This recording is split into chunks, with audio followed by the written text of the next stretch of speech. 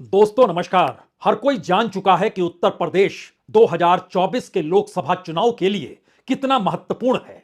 न सिर्फ 80 सीटों के लिहाज से, बल्कि उत्तर प्रदेश के भीतर से जो राजनीतिक ध्रुवीकरण 22 जनवरी के बाद से इस देश में राम मंदिर को लेकर उठेगा और जिस दिशा में बीजेपी, आरएसएस, विश्व हिंदू परिषद सक्रिय होंगे, उसके बाद इस देश के भीतर कोई दूसरा मुद्दा क्या वाकई मायने बिल्कुल नहीं रखेगा। यानी बीजेपी का परसेप्शन राजनीतिक तौर पर बहुत साफ है। उत्तर प्रदेश उसके केंद्र में है और इस देश के भीतर में प्रधानमंत्री नरेंद्र मोदी का चेहरा दिल्ली में स्थापित है।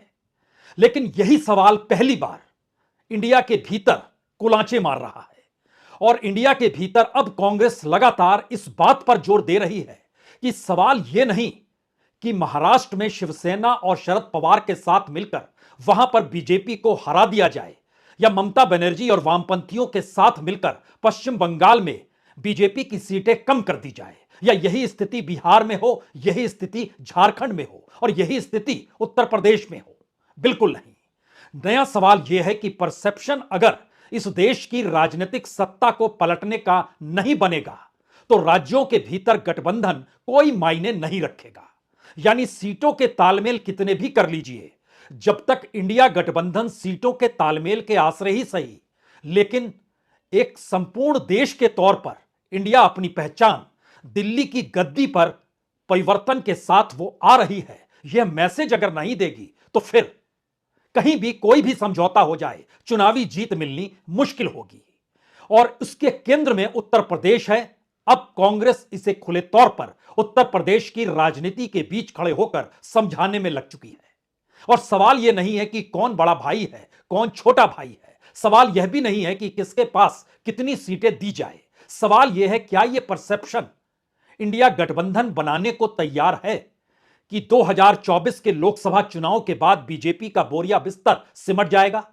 क्या वाकई यह परसेप्शन बन पाएगा कि 2024 के चुनाव के केंद्र में अगर उत्तर प्रदेश और अयोध्या या राम मंदिर में प्राण प्रतिष्ठा और उसके बाद हिंदुत्व के नारे लगाते हुए बीजेपी अगर दिखाई दे रही है, तो उसी उत्तर प्रदेश की जमीन पर खड़े होकर इंडिया गठबंधन सीधी चुनौती यह कहकर दे सकता है कि जो महंगाई है, जो बेरोजगारी है, जो दलितों की स्थिति है, जो ओबीसी की मांग है और इन तमाम परिस्थितियों के बीच डामाडोल किसान की स्थिति हो या महिलाओं की परिस्थितियां हो, सबको जोड़कर क्या उत्तर प्रदेश में चुनौती दे पाने की स्थिति में इंडिया गठबंधन खड़ा हो पाएगा। इसीलिए सवाल यह नहीं है कि अखिलेश यादव यह सोचें कि वह अकेले हैं। सवाल यह भी नहीं है कि कांग्रेस समाजवादी पार्टी से कम सीटों पर चुनाव लड़े और जयंत चौधरी दूसरी तरफ पश्चिमी उत्तर प्रदेश में कुछ जगहों पर ही परिस्थितियों को संभाले। सवाल पहली बार यह है कि क्या मायावती को भूला जा सकता है, उन्हें अलग थलग किया जा सकता है, वो अलग से चुनाव लड़े और दूसरी तरफ इंडिया हो और सामने बीजेपी या कहे मोदी की अगुवाई में खड़ी हुई पूरे के पूरे हिंदुत्व की वह टोली हो जो कि राम मंदिर के आश्रय चुनावी मैदान में कूदेगी। तो उसको चुनौती के तौर पर कैसे स्वीकार किया जाए। और कांग्रेस पहली बार इस प्रयासरत में है कि अखिलेश यादव भी इसकी गंभीरता को समझे और मायावती भी पुराने राग को छोड़े और नए तरीके से सोचना शुरू करें कि किस तरीके से इंडिया गठबंधन के साथ अगर वो जुड़ जाती हैं तो समूचे देश में एक मैसेज जाएगा। और अगर उत्तर प्रदेश की 80 सीटों के समीकरण को ही परखना शुरू कर दें तो एक बात तो तय है कि अगर हिंदुत्व के आश्रय या राम मंदिर प्राण प्रतिष्ठा के बाद जिसे मुद्दा देशव्यापी तौर पर बीजेपी बनाना चाहती है, अगर वह उत्तर प्रदेश में चुनौती देने के लिए जातीय समीकरण के आधार पर वोट खड़े हो गए तो बीजेपी के लिए इन 80 सीटों पर जीतना मुश्किल हो जाएगा। क्योंकि अभी तक ऐसी स्थिति आई नहीं है जहां पे कांग्रेस, बीएसपी और समाजवादी पार्टी और आरएलडी यानी चारों राजनीतिक दल एक साथ बीजेपी के सामने चुनाव मैदान में हो। 2014 को याद कीजिए तो बीएसपी की अलग राह थी, समाजवादी पार्टी की अलग राह थी। 2019 को याद कीजिए तो समाजवादी पार्टी और मायावती एक साथ खड़ी थी लेकिन कांग्रेस अलग खड़ी थी। उस दौर में और इस दौर में एक अंतर और चला है। यह पहली बार है कि 2024 का चुनाव चाहे अनचाहे अयोध्या या राम मंदिर के इर्द गिर्द ही होने वाला है और यह चुनाव 2014 और 2019 में नहीं हुआ था। तो क्या वाकई उत्तर प्रदेश की वह राजनीति एक बार फिर से जागृत हो सकती है जो कि 1990, 91, 92, 93 या 96 में जागृत हुई थी, जब राम मंदिर आंदोलन था, जब बाबरी मस्जिद विध्वंस था, और उसके बाद कल्याण सिंह की सरकार बर्खास्त की गई और फिर से चुनाव हुए, लेकिन कल्याण सिंह सत्ता में नहीं लौट पाए। और उन परिस्थिति को याद कीजिएगा तो कांशी राम जिन मुद्दों को उठा रहे थे, मुलायम सिंह यादव जिस राजनीति को साध रहे थे, दोनों ने बहुत ही शालीनता और हुनरमंद तरीके से उस दौर में बीजेपी को परास्त कर दिया, जिस दौर में सबसे ज्यादा सांप्रदायिक वोटों का ध्रुवीकरण और कहीं नहीं उत्तर प्रदेश के भीतर था, या कहीं देश के भीतर था तो उत्तर प्रदेश उसका केंद्र था। कांग्रेस इसीलिए दरवाजा अब सीधे तौर पर मायावती का खटखटा रही है, सीधे तौर पर अखिलेश यादव को समझा रही है कि हर किसी को छोड़ना होगा, क्योंकि सबको एक बात तो समझ लेनी होगी, 2024 के बाद की परिस्थिति, अगर बीजेपी जीत जाती है और ज्यादा ठसक के साथ मौजूदा बीजेपी सत्ता, या कहें मोदी की अगुवाई में बीजेपी सत्ता में लौटती है, तो उसके बाद की परिस्थिति में समाजवादी पार्टी भी भूल जाए कि 2027 के विधानसभा चुनाव में वह सत्ता में आ पाएगी। लकीर 2024 में ही खींचनी है। और राजनीतिक तौर पर उत्तर प्रदेश के भीतर सामाजिक, आर्थिक और वोटिंग पैटर्न को अगर समझें तो बीजेपी को चुनौती देना आसान नहीं है। सिर्फ एक मैसेज इस देश के भीतर देने की जरूरत है कि चाहे वो झारखंड सरीखा छोटा राज्य हो, चाहे दिल्ली केंद्र शासित राज्य के तौर पर 7 सीटों के साथ क्यों ही ना हो, लेकिन देश भर के भीतर यह मैसेज हो कि यह इंडिया गठबंधन इसलिए है क्योंकि वह 2024 में दिल्ली की सत्ता के तख्त को पलटने की स्थिति में जनता के साथ खड़ा हो चला है। क्या यह स्थिति संभव है? हमें लगता है इन स्थितियों में जो बातचीत हो रही है उसमें सबसे महत्वपूर्ण मोड़, जिस दौर में राहुल गांधी अपनी भारत जोड़ो न्याय यात्रा को लेकर उत्तर प्रदेश में कदम रखेंगे और जिसकी शुरुआत बनारस से होगी, वहां पर अगर मायावती इस न्याय यात्रा के साथ राहुल गांधी के साथ चल पड़ती हैं तो एक झटके में उत्तर प्रदेश की समूची राजनीतिक परिस्थितियां बदल जाएंगी। यानी दो प्रयास इस दौर में खुले तौर पर हैं। एक चौतरफा प्लान होना चाहिए जिसमें समाजवादी पार्टी भी हो, जिसमें बीएसपी भी हो, जिसमें आरएलडी भी हो और जिसमें कांग्रेस भी हो। यह मत देखिए कि किसको कितनी सीटें मिल रही है, पहला मैसेज सामूहिक संघर्ष का होगा या नहीं होगा, क्योंकि हर किसी के लिए अगर बीजेपी के तीसरी बार सत्ता में आने के बाद दिल्ली की गद्दी नहीं बल्कि राज्य स्तर पर छत्रपों के सामने भी सबसे मुश्किल वक्त आ चुका है और मुश्किल वक्त और हो जाएगा, तो उससे टकराने के लिए सभी को एक साथ खड़े होना होगा। कांग्रेस के दस्तावेजों में यह चौतरफा प्लान है कि चारों पॉलिटिकल पार्टी कैसे एक साथ उत्तर प्रदेश में खड़ी होती है, उस दौर में जब बीजेपी अपने तौर पर अयोध्या और राम मंदिर का कार्ड खेल चुकी है और निमंत्रण के जरिए उसने एक मैसेज दे दिया है कि वह जिस राजनीति को साधना चाहती है वह उस राजनीति को निमंत्रण पत्र के जरिए ही सही वहां भी साधेगी। तो क्या धर्म से बड़ी कोई राजनीति नहीं, और इस राजनीति के आश्रय उत्तर प्रदेश और बिहार खासतौर से जो मंडल की राजनीति से निकलकर इस देश में एक नई बिसात को बिछा चुके हैं उसको दोबारा पुनर्जीवित कर दिया जाए? यह सवाल इसलिए महत्वपूर्ण है क्योंकि उत्तर प्रदेश के भीतर अगर सिर्फ मुस्लिम और शेड्यूल कास्ट यानी मुस्लिम और दलित को अगर आप जोड़ते हैं तो यह 36% पर यूं ही आकर खड़ा हो जाता है, जिसमें अभी आपने ओबीसी नहीं जोड़ा, जिसमें ओबीसी के भीतर जो बहुसंख्य यादव है उसको नहीं जोड़ा। तो जो 50% वोट का संकट है और बार बार बीजेपी कहती है कि उसके पास 50% से ज्यादा वोट है और वो 80-20 का खेल खेलती है। 80-20 का मतलब 80% हिंदू और 20% मुस्लिम। तो क्या उस राजनीति में सेंध लगाने के लिए कांग्रेस का यह चौतरफा प्लान तैयार हो चला है? और इस प्लान के भीतर का सबसे महत्वपूर्ण हिस्सा राहुल गांधी की न्याय यात्रा के साथ मायावती का चलना होगा। अखिलेश यादव साथ खड़े होंगे और आरएलडी यानी जयंत चौधरी भी उत्तर प्रदेश की सियासत को साथ मिलकर साधेंगे।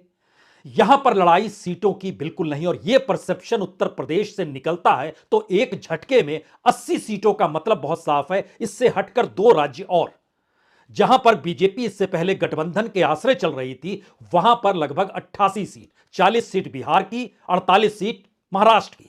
यह गठबंधन की राजनीति फिर इन 88 सीटों पर कमाल दिखाएगी, यानी एक झटके में 168 सीट, ध्यान दीजिए, 80 सीट यूपी की, 40 सीट बिहार की और 48 सीट महाराष्ट्र की। 168 सीट के दायरे में बीजेपी फंस जाएगी।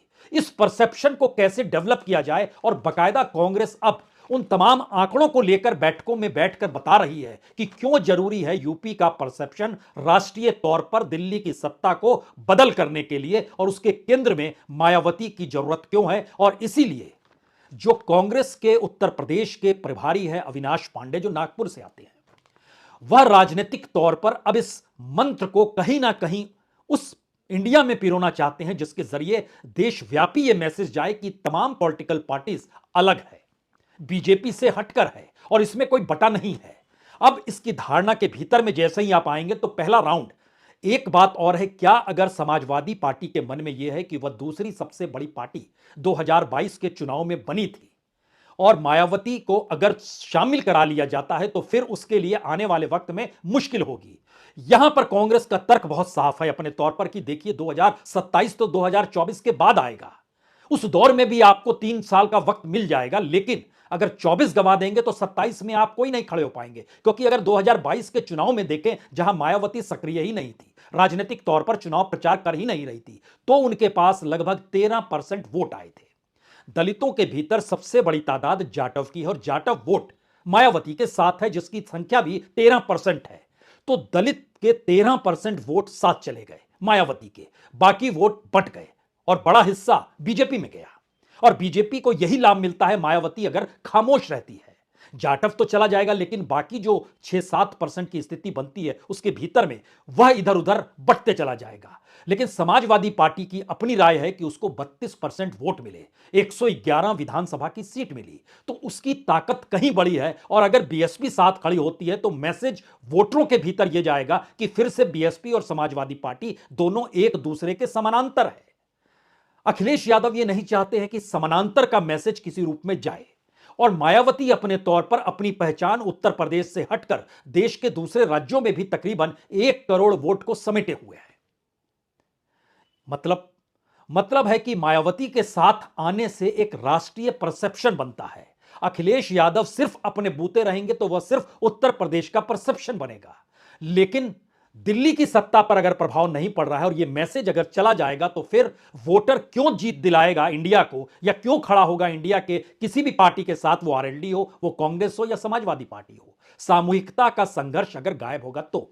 अब इसकी दूसरी स्थिति देखिए, जब विधानसभा चुनाव के भीतर पिछली बार कांग्रेस सिर्फ 2.5% वोट लेकर आई थी, आरएलडी के वोट उससे ज्यादा थे, 2.8% आरएलडी के वोट थे, बीएसपी के पास 13% थे, समाजवादी पार्टी के पास 32% वोट थे, और बीजेपी लगभग 41% वोट के साथ विधानसभा में थी, जो सबसे ताजा चुनाव है। लेकिन एक क्षण के लिए उस दौर में चले जाइए जब अखिलेश यादव की सत्ता के खिलाफ 2017 में बीजेपी ने अपने आप को गोलबंद किया और जनता के बीच गई। उस दौर में बीजेपी को वोट लगभग 40% मिले थे, यानी 2022 से कम मिले थे। लेकिन समाजवादी पार्टी सत्ता से जब हट रही थी उस समय उसका वोट परसेंटेज 21 और 22% था, और बीएसपी का परसेंटेज 22.23% था। यानी समाजवादी पार्टी को 2017 में जितने वोट मिले उससे ज्यादा वोट बीएसपी को मिले, मायावती को मिले। 2022 में स्थिति उलट गई, पलट गई। अब यहां पर एक सवाल और है कि आरएलडी को एक सीट पर जीत मिली थी 2017 में, लेकिन गठबंधन के साथ वो खड़ी हुई 2022 में जब समाजवादी पार्टी के साथ थी तो उसको 8 सीटों पर जीत मिली। उसका परसेंटेज ऑफ वोट भी बढ़ के 1.78 से 2.83% तक चला गया। यह विधानसभा की एक तस्वीर है, लेकिन इस तस्वीर के समानांतर लोकसभा की तस्वीर कहीं रोचक है, जिसका जिक्र कांग्रेस बार बार कह रही है कि क्यों जरूरी है मायावती की एंट्री इसमें, और इसकी गंभीरता को अखिलेश यादव को समझना चाहिए और टकराव की परिस्थिति छोड़नी चाहिए। और यही संवाद मायावती से है कि जो उन्हें डर है समाजवादी पार्टी से, जो वो कह रही है कि उन्हें डर है अपनी जान तक का और कह रही है अपने हेडक्वार्टर को बदल डालिए, तो सिर्फ 6 ही महीने का तो वक्त है। इस 6 महीने से भी कम वक्त में, यानी मई तक में, तो देश की तस्वीर साफ हो जाएगी। तो राजनीतिक प्रयोग सबसे बड़ा अगर इन 3 महीनों में नहीं हुआ, यानी अप्रैल में नोटिफिकेशन से पहले मार्च के आखिरी हफ्ते में नोटिफिकेशन होगा, इसका मतलब है 2 महीने ही सिर्फ बचे हैं। उससे पहले की राजनीति को साधने की दिशा में अगर सभी नहीं आए और मायावती अगर न्याय यात्रा में निकल कर आ गई, तो एक झटके में जिस करंट को अयोध्या और राम मंदिर और प्राण प्रतिष्ठा के आश्रय बीजेपी पूरे देश में पिरोना चाहती है, उसकी हकीकत क्या होगी। दरअसल याद कीजिए और चले जाइए उस दौर में जब उत्तर प्रदेश के भीतर जब चुनाव हो रहे थे, अगर उस दौर को याद कीजिएगा लोकसभा चुनाव में भी, तो जब आंदोलन चल रहा था 91 के भीतर आंदोलन जब चल रहा था, उस समय समाजवादी पार्टी नहीं बनी थी, उस समय बीएसपी की मौजूदगी शुरू हुई थी और जनता दल उस समय थी, उसको 21% वोट मिले थे। 91 का हम जिक्र कर रहे हैं, जब राम जन्मभूमि आंदोलन पूरे यौवन पर था, अडवाणी जी रथ यात्रा लेकर निकल गए थे और उसके बाद की परिस्थितियां हैं। उस दौर में बीजेपी को 51 सीटें मिली थी 85 में से, तब उत्तराखंड अलग नहीं हुआ था, दोनों साथ थे, 85 लोकसभा की सीट होती थी, उसमें से 51 सीट बीजेपी जीतती है और 32.8% वोट बीजेपी को मिलते हैं। जनता दल को 21% वोट मिलते हैं, 28 सीटों पर जीत मिलती है। बीएसपी को लगभग 9% वोट मिलते हैं, दोनों मिलाइएगा तो लगभग 30%। और उस दौर में कांग्रेस को 18% वोट मिलते थे। इन तीनों को अगर उस दौर में मिला दीजिएगा तो ये लगभग 47-48% होते हैं। और उसके बाद जब 96 में इलेक्शन होता है तो ऐसा नहीं है कि बीजेपी को बहुत लाभ मिलता है। बीजेपी 51 से 52 सीट पर आती है और उसको 1% की बढ़ोतरी मिलती है। यानी पूरे अयोध्या आंदोलन, राम मंदिर आंदोलन में 1% की वृद्धि 32.8% से 33.4% और एक लोकसभा सीट की वृद्धि 51 से 52 सीट पर। तब समाजवादी पार्टी बनती है और समाजवादी पार्टी पहले राउंड में 16 लोकसभा की सीट जीतती है। 20% वोट मिलते हैं, 20-21% वोट मिलते हैं और 20% वोट मायावती को भी मिलते हैं। उस समय काशीराम थे, यानी बीएसपी को भी मिलते थे। इन दोनों को मिलाइएगा तो 40% उस दौर में हो गए जब आंदोलन पूरे यौवन पर था। राम मंदिर बना नहीं था, लेकिन रास्ता साफ कर दिया गया था यह कहकर। और चंपत राय इस वक्त जो ट्रस्ट के चेयरमैन है, उस समय बेहद सक्रिय थे और पूरा का पूरा बाबरी मस्जिद विध्वंस की जो पूरी परिस्थितियां थी उसकी चक्रव्यूह भी उन्होंने बनाया था उस दौर में। लेकिन फायदा उस रूप में बीजेपी को नहीं हुआ। कांग्रेस समझा रही है कि दरअसल बीएसपी और समाजवादी पार्टी दोनों के सामने पहली बार यह मौका आया है कि वह उस 90 के दशक की राजनीति सरीखी लाइन उत्तर प्रदेश में खींच सकती है, जब राम जन्मभूमि आंदोलन चलते वक्त बीजेपी को लगते रहा कि सत्ता मिल जाएगी, लेकिन मुलायम सिंह और काशीराम की जोड़ी ने उन्हें सत्ता पे आने नहीं दिया। और यही असर हुआ कि 1991 और 1993 में विधानसभा चुनाव में कल्याण सिंह की कुर्सी चली गई।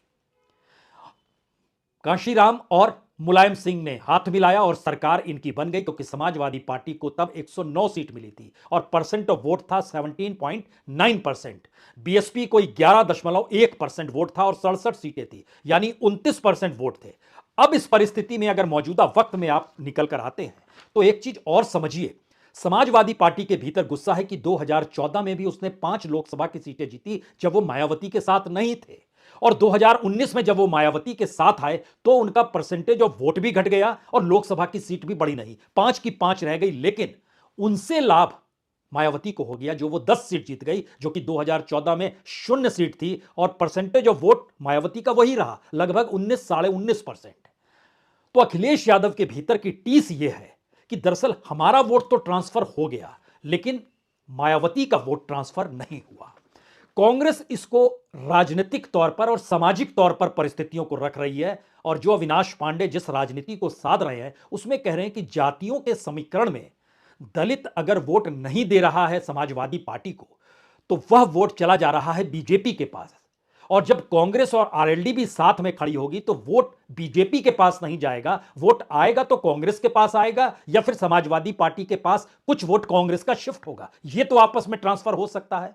तो आप 2019 को उस रूप में मील का पत्थर मत बनाइए जिससे यह मैसेज रहे कि मायावती के वोट ट्रांसफर समाजवादी पार्टी में नहीं होते हैं, समाजवादी पार्टी के ट्रांसफर वोट मायावती में हो जाते हैं। इसके लिए चौतरफा प्लान बनाने की जरूरत है, यानी पश्चिमी उत्तर प्रदेश में जयंत चौधरी की मौजूदगी और साथ में मायावती, ये दोनों अगर मिलते हैं तो यह कमाल की परिस्थिति है। और कांग्रेस इन परिस्थिति के साथ जुड़ती है तो यह एक नई स्थिति बनती है, और उसमें अखिलेश यादव जो कि पिछले विधानसभा चुनाव में सबसे ताकत के साथ इसलिए उभर कर आए क्योंकि समूचा मुस्लिम वोट बैंक उनके साथ खड़ा था। लेकिन अगर दिल्ली में गद्दी नहीं डिग रही है तो क्या यह मुस्लिम वोट बैंक समूचा समाजवादी पार्टी के साथ खड़ा रहेगा या बट जाएगा, या वो मायावती के साथ चला जाएगा अगर मायावती सक्रिय हो गई, या कांग्रेस के साथ आएगा, यह समझना होगा। तो इस वोट को एक साथ रखने की परिस्थितियों में प्लानिंग बहुत साफ है, और यह चमत्कार उत्तर प्रदेश के भीतर नजर आ सकता है, जिसकी पहली दस्तक हो सकता है फरवरी में हो।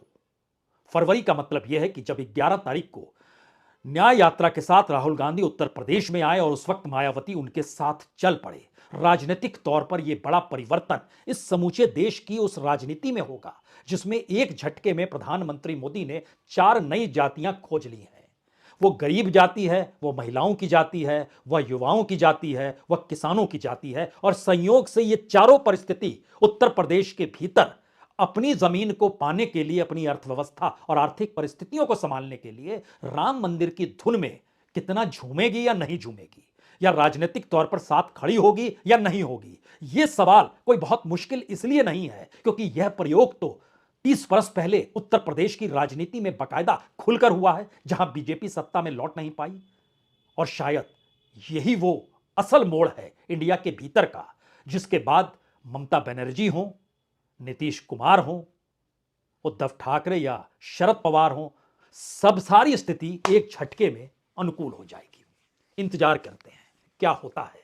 दरवाजा खटखटाया जा चुका है मायावती का। बहुत बहुत शुक्रिया, बहुत बहुत शुक्रिया।